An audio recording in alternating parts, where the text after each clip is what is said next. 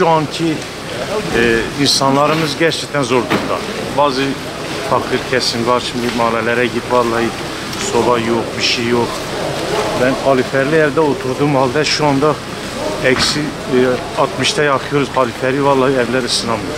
Yürüyemiyoruz, vallahi gece ben kalktım çekmişim 37 derece. Gece saat 12'de 37 derece soğuk var. Bu memleket hali ne olacak? Vallahi fakir fukara yazıyorum. Abi benim bir akrabam var, oraya gideceğim. Suları donmuş, telefon açmış, oraya gidiyorum. Bunları nasıl açacağız, nasıl? Ya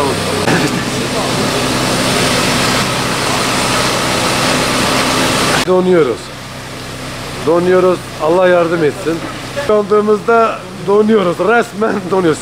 Sibirya desek yeridir yani.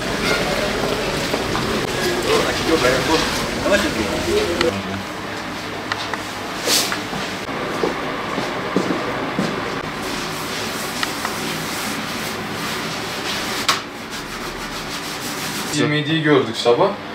Gece tabii daha soğuk havalar da görüyoruz.